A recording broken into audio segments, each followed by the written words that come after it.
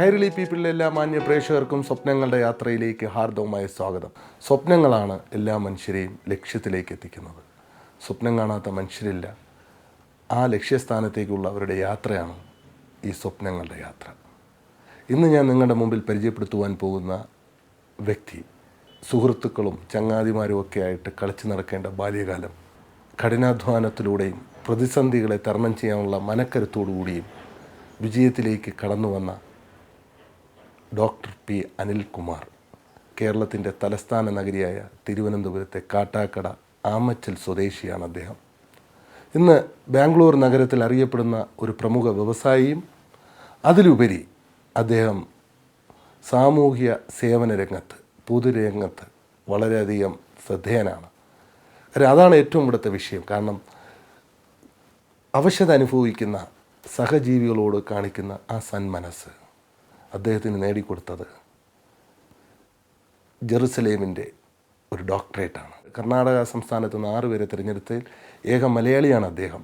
ഒട്ടനവധി പുരസ്കാരങ്ങൾ അദ്ദേഹത്തെ തേടിയെത്തിയിട്ടുണ്ട്. പുരസ്കാരങ്ങളുടെ പിറകെ അന്വേഷിച്ച് ചെല്ലാതെ തൻ്റെ പ്രവർത്തന മേഖലയെ പരിശുദ്ധമാക്കിക്കൊണ്ട് മുന്നോട്ട് പോകുന്ന ഒരു പ്രമുഖനായ വ്യവസായി.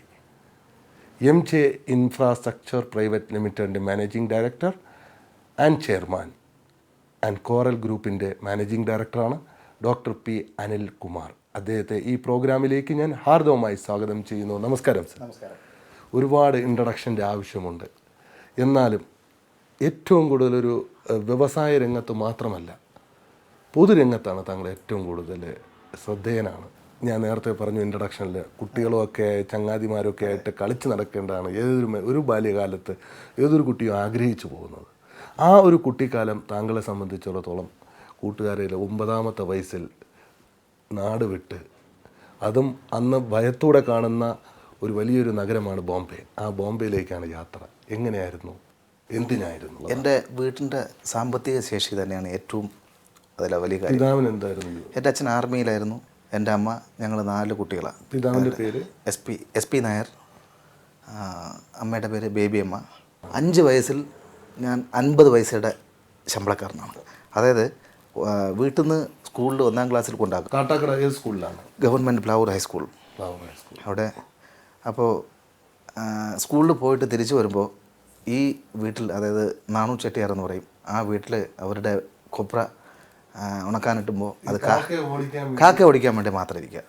പോകുന്ന സമയത്ത് വൈകുന്നേരം 50 പൈസ തരും.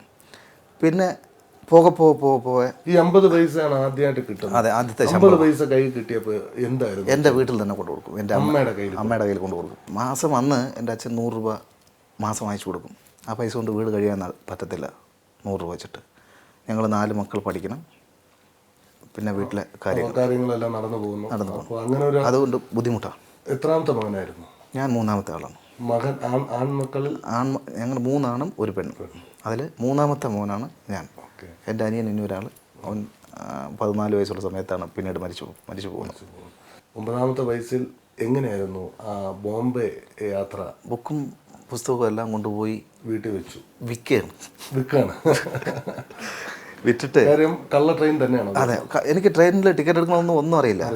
ഞാനങ്ങനെ കൊണ്ടുപോയി വിറ്റതിന് ശേഷം ആ പൈസ വാങ്ങി എൻ്റെ പോക്കറ്റിൽ, അതായത് പോകുന്നതിന് തലേ ദിവസം എൻ്റെ ഒരു ഫ്രണ്ടിൻ്റെ വീട്ടിൽ പോയി, അവൻ പറഞ്ഞു, എൻ്റെ മാതിരി ഇവിടെയെങ്കിലും വിട്ടിട്ട് ഇവിടെ നിന്ന് പോകണം, എവിടെയെങ്കിലും പോയാൽ മാത്രമേ ജീവിക്കാൻ പറ്റൂ, പൈസയൊക്കെ ഉണ്ട്, ബോംബെയിൽ പോയാലെന്ന്. ബോംബെയിൽ ഇപ്പോൾ കൂടെ പഠിക്കുന്ന 1-2 കുട്ടികളുടെ പാരൻസ് എല്ലാം ബോംബെയിലൊക്കെ എന്ന് പറഞ്ഞു കേട്ടിട്ടുണ്ട്. അപ്പോൾ അവൻ വരുമ്പോൾ അവൻ അന്നത്തെ കാലത്ത് സ്കൂൾ പാൻറ് ഇട്ടുകൊണ്ട് വരുന്ന കുട്ടികളൊക്കെ വളരെ റെയറാണ്. അപ്പോൾ ശരി, അങ്ങനെ ബോംബെ. അപ്പം അവൻ പറയുന്ന മാതിരി ബോംബെയിലൊക്കെ പോയി കഴിഞ്ഞാൽ അവിടെ ഈ എല്ലാ ആൾക്കാരും പാൻറ്റും ഷൂ ഒക്കെ ഇട്ടിട്ടാണ് നടക്കുന്നത്, നീ നിക്കറും മുണ്ടൊന്നും എടുത്തിട്ട് നടക്കാൻ പറ്റത്തില്ല. അങ്ങനെ എൻ്റെ വളരെ അടുത്തൊരു സുഹൃത്തിൻ്റെ, അവൻ്റെയും പേര് അനിയെന്നാണ്. അവൻ്റെ പാൻറ്റും ഷർട്ടും വാങ്ങി, 2 പാൻറ്റും മേടിച്ചിട്ടാണ് യാത്ര തിരിക്കുന്നത്. അങ്ങനെ ഒരു പക്ഷേ അതെല്ലാം നമ്മുടെ ജീവിതത്തിൽ ഒരിക്കൽ ഓർക്കുമ്പോൾ മനസ്സിൽ കണ്ണുനീര് വരുന്നത് ശരിക്കും നമ്മുടെ പഴയ കാര്യങ്ങളാണ്. നമ്മുടെ ഓരോ മനുഷ്യൻ്റെയും ജീവിതത്തിലേക്ക് യാത്ര പിറകിലോട്ട് ചിന്തിക്കുമ്പോൾ കിട്ടുന്ന അനുഭവങ്ങളാണ്.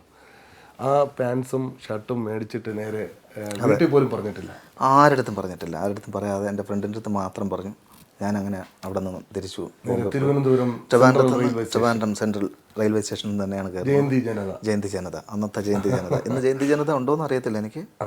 നേരെ ഡയറക്റ്റ്. പക്ഷേ ഒരു ഭക്ഷണം ഒന്നും കഴിക്കാതെ ട്രെയിനിലിരിക്കുമ്പോൾ ഒരു ആർമിക്കാരനെ അവിടെ വെച്ച് പരിചയപ്പെട്ടു. പക്ഷേ അവരുടെ അന്ന് ഈ അത്ര മാത്രം നോളജില്ല, അഡ്രസ്സൊക്കെ വാങ്ങാൻ വന്ന് ഈ ഭക്ഷണം കഴിക്കാതെയൊക്കെ ഇരുന്ന് കണ്ടപ്പോൾ പുള്ളിക്കാരനാണ് ചോദിക്കുന്നത് എവിടെ പോകുന്നത്.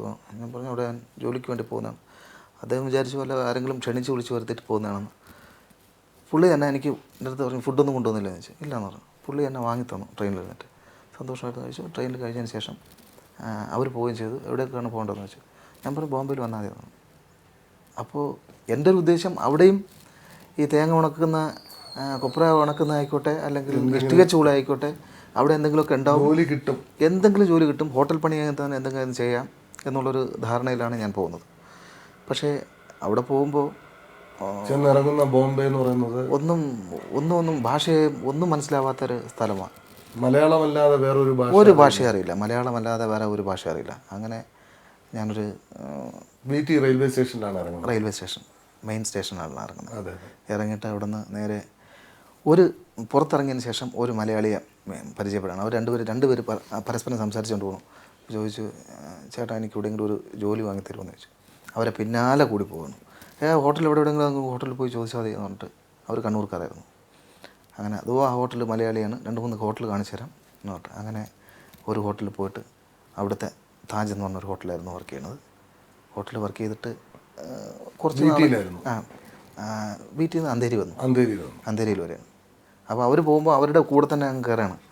എൻ്റെ അടുത്ത് ആരും ടിക്കറ്റ് എടുത്തോന്നും ചോദിക്കുന്നില്ല, ഒന്നും ചോദിക്കുന്നില്ല, അറിയില്ല.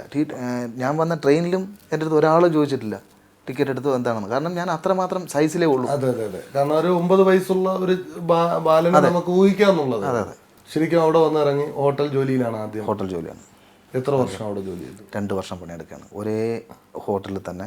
ഒരു എൻ്റെ ബോസ് എന്ന് പറഞ്ഞ കക്ഷി അവിടുത്തെ അറിയപ്പെടുന്ന ഒരു മുസൽമാനാണ്.